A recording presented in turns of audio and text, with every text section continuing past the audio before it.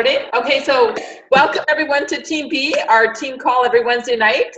We've been trying to grab people to join as a guest for 15 minutes for our 90-day Blitz. And so we've got Megan Rabby, who's a 39 club here in Ontario. And she rocked this business right to the top very fast. And she trained on the 90-day Blitz up in Aurelia. For some of you, you might have been there live. Some of you might have watched her training. We're heading into like that last 3 weeks of our 90-day Blitz, and we thought Megan would be a great guest to just kind of give a little bit of her story, and again, just to really hit home on the type of momentum that it takes to get to the top, and how hungry she was for it. So Megan, I'm going to let you kind of share quickly kind of your Juice Plus story, and then just kind of what it took to get to the top. Absolutely. Thanks so much for having me on. I always love coming on here with you guys. Yeah, so the 90-day game plan was a massive game changer for me. My paycheck literally, oh God, doubled in 90 days almost, because I got to work.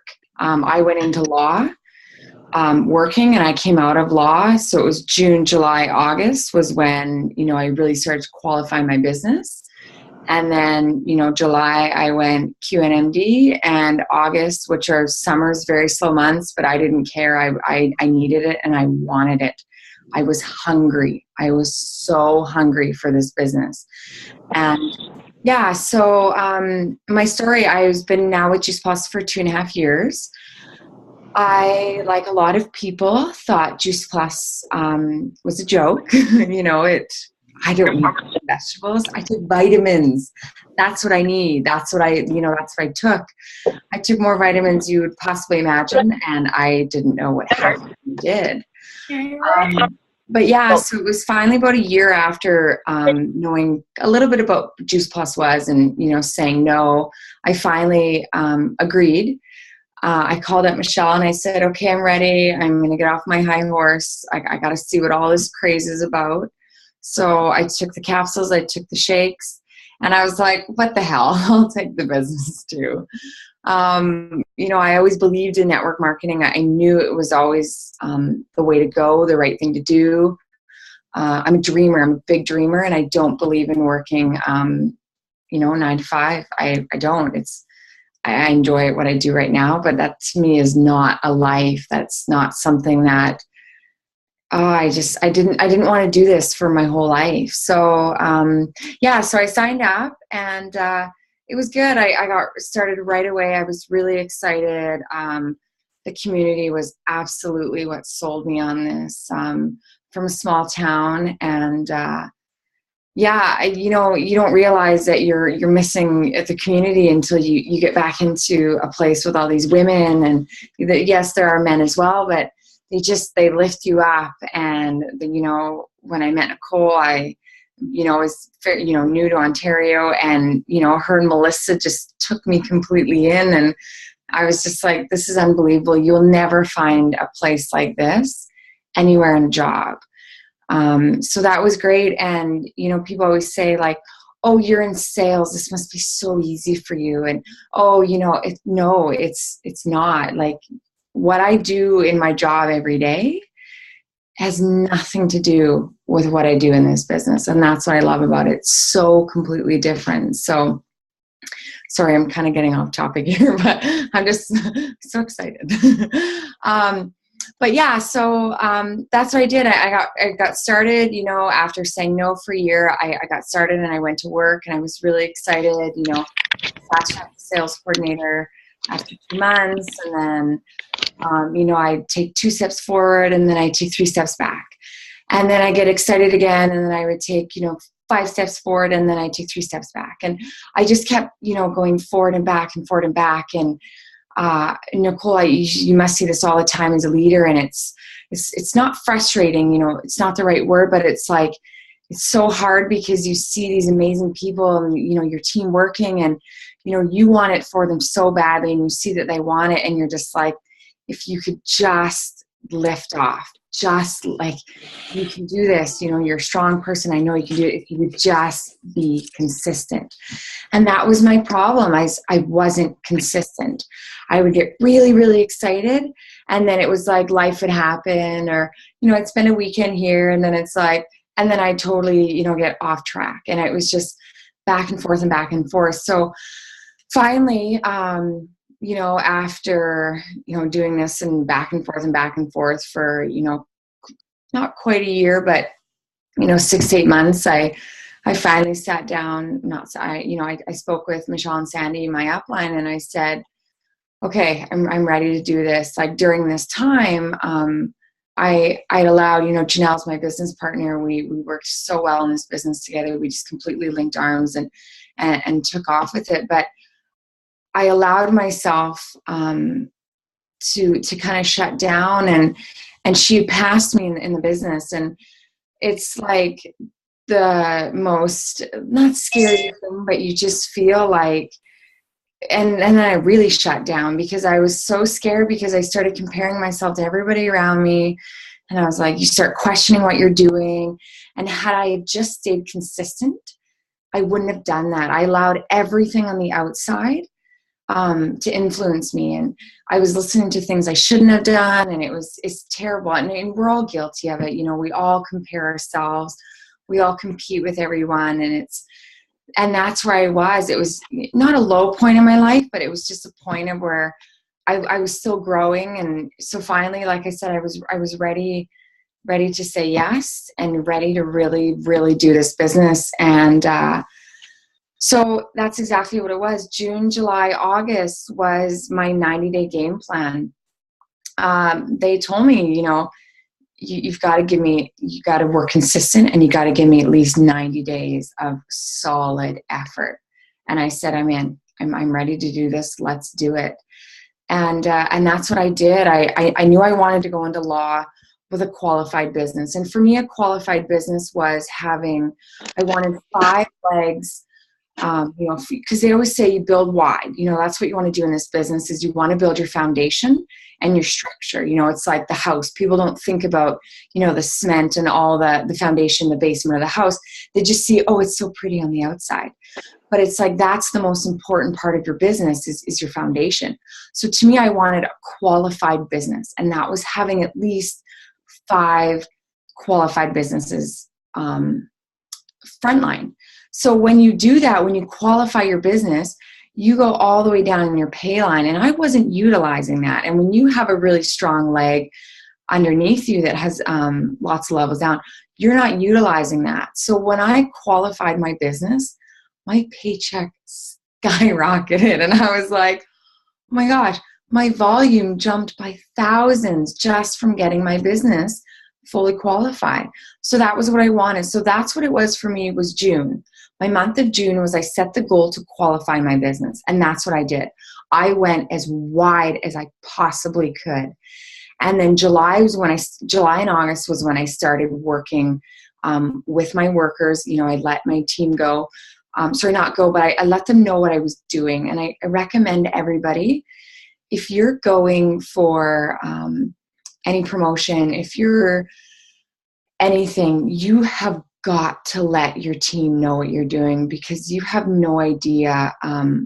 It's unbelievable what they will do for you that they wouldn't do for themselves. And I was guilty of that, because when I was going NMD, I was working. But when Michelle and Sandy were going for their 100 club, I was like, okay, let's do this. What can we do? And I saw that in my team when I was going for NMD. When I told them what I was doing, what I wanted to do, you should have seen them rally. It was unbelievable what my team was capable of doing. It was so crazy. So don't be afraid to let people know. Let your upline, you know, your direct upline know what you're doing, and let your team know, because they're so excited to be part of your business, and they're so grateful that, you know, you shared it with them. So let them know what you're doing, because they will work for you. A lot of times they won't work for themselves, because sometimes they don't believe in what they're, you know, they don't see it yet, and they don't believe that they're capable of it. But when they do it for somebody else, sometimes it's unbelievable what they'll do for that. So let your team know what you're doing. And that was what I did, was I let my team know what I was doing, and I stopped mothering them and I started to father them. So that was a big shift for me, and I learned that from Michelle. And it's very simple. We're always, cheers, go-getters. Oh, good job! Like, you can do this. It's okay. And we're natural nurturers. That's what we do. So I kind of stopped. Of course, I still do that, but I stopped just relying on that to get them kind of to hustle and reach their goals. And I started being more stern, and I started holding them accountable for what they were doing.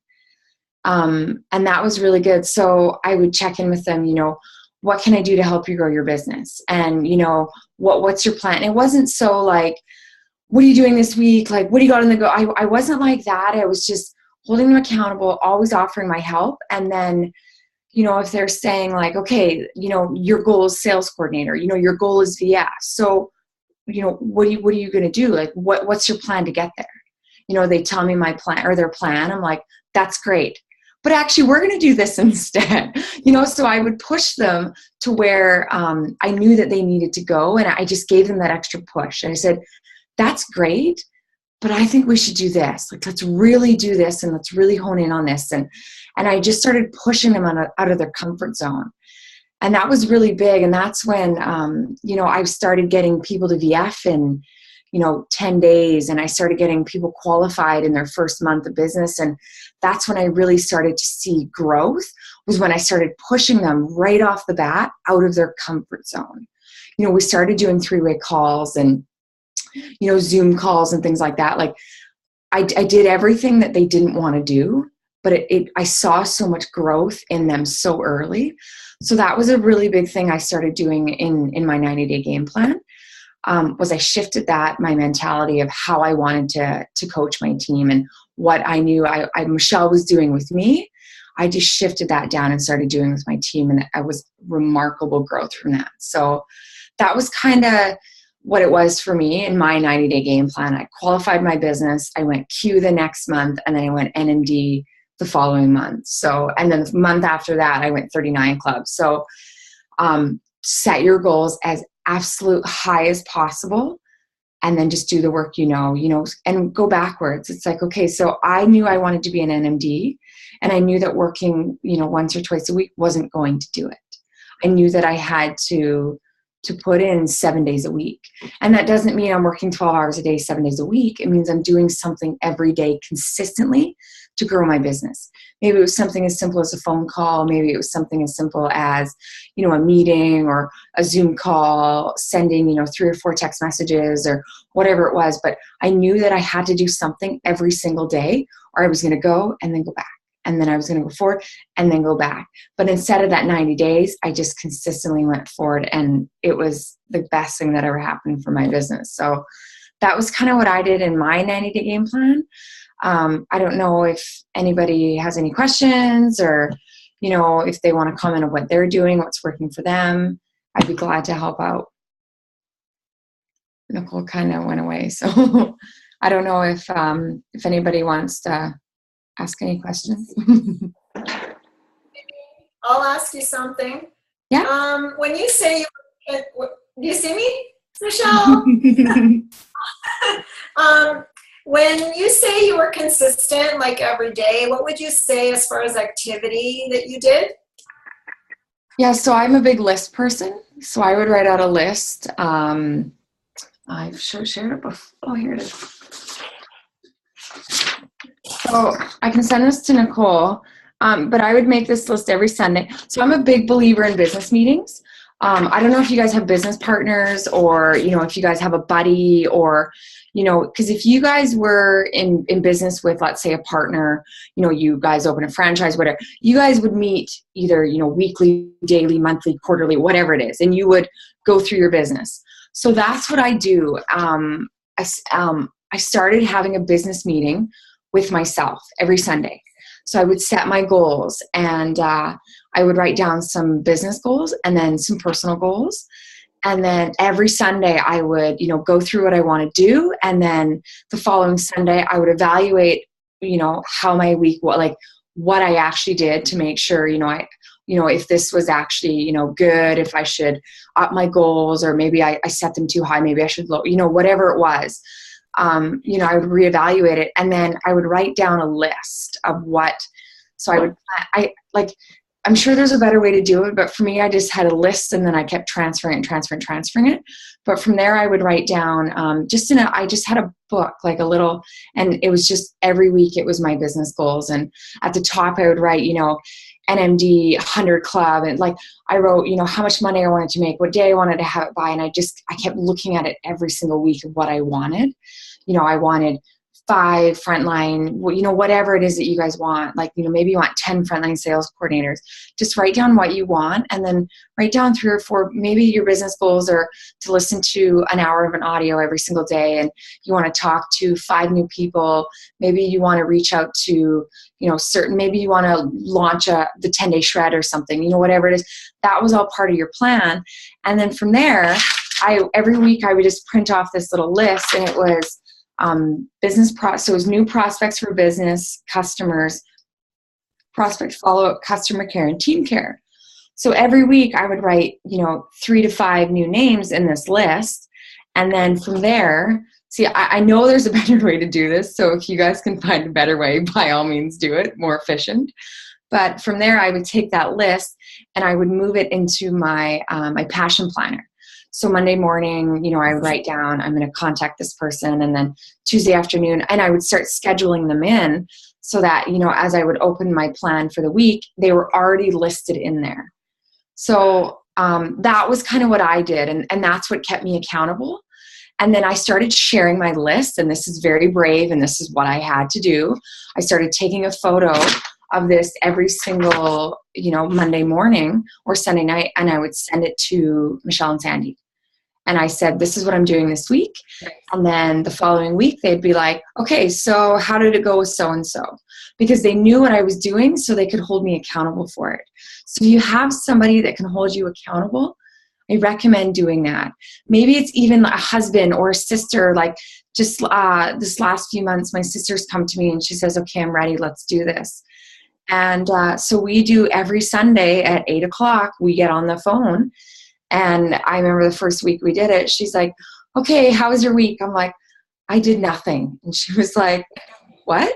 I'm like, I didn't do anything last week. She's like, you're kidding me. And I was like, I know. And I felt bad. And it was like, she was good about it, but she was like, but you said you were going to do it. Like, she was holding me accountable. And I was like, I know. And she's like, so how do we fix that? Like, what can I do so this doesn't happen? And I was like, how about Wednesday morning? So every Wednesday morning she calls me, because it's halfway through the week, and she says, okay, how's your week looking? Like, are you on track? And I'm like, so it's perfect. So like, that's my sister who's, just kind of starting and getting going. So it doesn't matter if it's a husband, a relative, whatever, find somebody to hold you accountable for what you're doing. That was really, really big for me. Did I answer your question? I rambled for like 10 minutes. That's awesome. No, it is. It's awesome because I do a lot of activity myself personally. Like I'm working my business quite a few. I mean, my team knows quite a bit during the day. But I think my issue is I don't write anything down.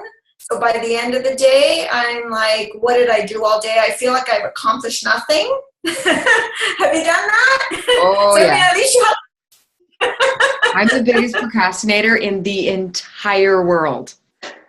Yeah. And that is where, because Nicole has this weekly results page that she does in the group, and we're supposed to be accountable and write down what we did all week. And I'm like, I don't remember any of it. I'm just picking out highlights, right? So that is my thing. It's because I do most of my business from my phone. Yeah. So I'm not actually writing things down. So I think that's where I'm losing a piece of it. Yeah. And it's like, I'm going through tons of paper and it's not, very economical. And like I said, I know there's a better way, but for me, it's working. So I'm like, that's okay. I'm going to continue to do it. It's working. And then as people go, I move them to different columns. right? So it's like, you know, maybe my business prospect moves to my follow-up for the next week, or, you know, whatever it is. So, but you'll figure out what works for you. But I like to write things. I'm just a list person. If I don't have a list, I won't do anything. Like if I don't see what I have to do, I just won't do anything. So that to me was big. So that might help you. Yeah, I mean, that is my learning curve, is just writing it all down, right? Yeah. So at least up here, I know that I've accomplished something that day. So then tell your husband and say, hey, like, this is what I want to do for the week. I'm going to write it down, you know, Monday morning or Sunday night, you know, make sure that I've done this, make sure that I've written down what I plan on, you know, because then just get somebody, your son, whatever it is, just get somebody to hold you accountable. Because we're so easy to just be like, it's fine. It's like working out. I'll start tomorrow. You know, but Monday is my day. You know, it's just like, what's the point? You know, it's like, I've already got one crack on my phone. What's another? I'll just smash it 45 more times. It's fine. It's like no big deal, right? It's like, no, like it's never too late to start, to start somewhere. So. I have a question. That's awesome. Yeah. Hi, Megan. How's it going? Good. So do you have any events that stand out the most, that were most successful? So whether it was Facebook, in-house, just anything that stands out the most for the most successful ways to get the business out there? Yeah, it's hard for me because I was so far away from my team. So when I first came out here, we were doing a lot of Facebook parties. That's really good, especially for new people. I recommend if you sign up brand new people. It's a great way to they learn about the product. So if you guys have the scripts, and then they just invite a few people, and then it's, everybody just, you're posting, and then people ask questions. And that's a good thing for new people. I know our team's doing a lot of success with the Sal in the Jar parties. It's great to invite people to, and then I know you guys are doing a lot of them, and they're great for guests, and they get a take home with it. It's a really good transition, sal in a jar, sal in a capsule. It's like the same friggin' thing. So they transition really well. Janelle did kefir parties. I don't recommend stuff like that. That's too confusing, because when she was doing that, everybody was like so into the kefir, and they were asking a million questions, so that nobody remembered Juice Plus. So you want to try to keep it simple. I saw somebody just did a bowling. They called it Lanes for Health or something like that, and they did like an event at a bowling alley. Cool. We actually came up with one with the team. We meet every Tuesday night. That's our new thing, and it's great business meeting. And we came up with Bend and Blend. So we're going to do yoga on a rooftop terrace, and then we're going to have a fitness instructor come and talk about self-care, and we're going to blend some shakes. So, that's good. And you'll find whatever works for you, and then just go with it. Like, that's good. Yeah, it's so true. You have to appreciate that there's different generations in the team and what resonates, right? You can be working with 20-year-olds, 30-year-olds, 40-year-olds, 50-year-olds, 60-year-olds, and different events are going to resonate with different people, right? So depending on who your team is and who your sidelines are, you're going to have to come up with what kind of vibes for that group. Like a Boss Babe event might not go over so well with my mom in her 60s, right?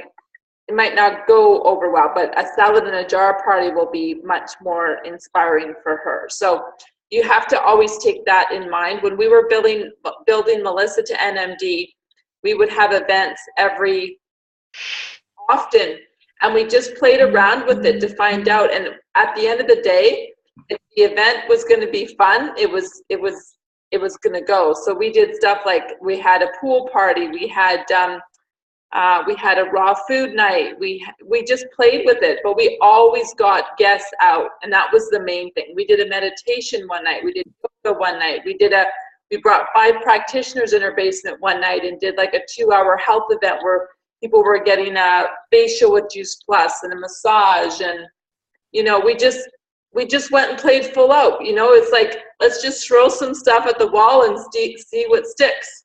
Yeah. But we just loved it. We just wanted to make sure that there was an event all the time for people. So we would be out in the world, we'd meet somebody, oh, we have an event coming up, would you like to join me? So just always having something. So I think, Becky, I just saw what your list was for the events for the summer, and that's awesome. Like, that's what it takes. And don't get discouraged if 1 or 2 people show up or you have a no-show, but you have distributors. Turn it into a distributor training. Turn it into just an opportunity that it just wasn't meant to be for guests, and that you're just going to be together and motivate each other and plan for the next event, right? It's just keep it going until something catches. The fire will catch, and enough people will catch on. You know, Melissa and I have been chatting about this recently. You know, when we first started doing events, and we would get like, 20, 25 people out to Dr. Hardy, and we would be like, oh my God. And now, like, we weren't even at Dr. Hardy on Monday because we were hanging out with your sister and Alora. And we found out that there were 90 people at Dr. Hardy, and we weren't even there. So, but we had to start at bare bones of having 1 or 2 people show up to now we have 90 people show up. So, you guys are at a perfect place at the perfect time to just start making it happen, right? Yeah, Michelle always jokes around that she built her NMD out of her hot tub, because she just kept having because they would just invite girls over and they'd literally drink wine and go in the hot tub and be like, this is what we do. Like, we hang out, this is what it is. And people were so attracted to the community and the friendships that they kind of forgot it was a business aside, and they're just like, I'm in, let's do this. So you'll find whatever works for you. Yeah. And then just have so much fun with it. Yeah, it's so true. People want to be hanging out with people that are up to something good and having a good time. Most people's lives today are boring. They're on the rat race. They're not getting out. It's routine. And when you can bring them into a community where it's like, oh my gosh, does she ever swear a lot? But she looks like she has a good time. People, they're kind of a little crazy, but I want to hang out with them. It gives them a little bit of curiosity to know what they're up to, right? Yeah, totally. So just to recap, June 23rd is our next big event. It's our Boss Babe event. I believe, Megan, you're coming up. Monica's coming up, and Alyssa may be there depending on her surgery healing, and Melissa's going to be there. So it's going to be a great opportunity for everybody to, grab a ticket. It's $20. It's going to get you a great meal. Grab a glass of wine, and we've got room for 50 people. And that's going to be almost like a little teaser to our Power of 5 tour that we will do the following month at the same location. So we're pretty pumped about the Power of 5. Megan is going to be on that tour with us, with Melissa, Megan, or Monica, and Alyssa. And, here's 5 NMDs, and we're all clear that we're going to be 100 clubbers. We're all clear on that. And what's really fun about it is that, we're willing to play full out to get there. We're willing to work through the summer. We're willing to not use excuses. And we're just moving forward. And we want to be role models for you guys to say, hey, anything's possible as long as you keep on saying yes and filling your calendar and keep on talking to people. That's it. Just keep on having those conversations, and something's going to stick, something's going to bite. And that next person that will bite or stick might be your next NMD. Just like what happened with Megan, right? With Janelle out of the blue. And just an NMD in 10 months. Amazing. Yeah, you have no idea. You just have to, and Michelle always said, because I said, I'm like, I need a buddy. She's like, you'll find your buddy. Just keep putting it out there. And I did. I was like, and all of a sudden we knew each other, but we hadn't seen each other in 10 years.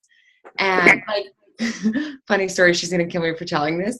She slept with my boyfriend when I was 16. Little that was our kind of friendship. She's like, I knew you were going to bring that up. I'm like, how can I not? My first love. And you know what I mean? And all of a sudden it was like, and you know, people are so different. And it's like, she's not the same person. I'm not the same person. And like, you draw on the most incredible people. So just keep putting it out there. And like, I'm a big believer in like affirmations and just set your intentions. Awesome. Mm-hmm. 9:30, I've recorded this. I'll put it on our team page tomorrow. Thank you so much, Megan, for sharing your heart, your story, your passion, your hunger. We'll see you, I think, next week at the Boss Babe. And yeah, you bet. A lot of and then the cottage. That's fun. And together for I can't wait. We're not going to get into any trouble. No. Okay, awesome. Everyone have a good night. Thanks for being on the team. Guys, good night. See you soon. Love you. Guys, thank you.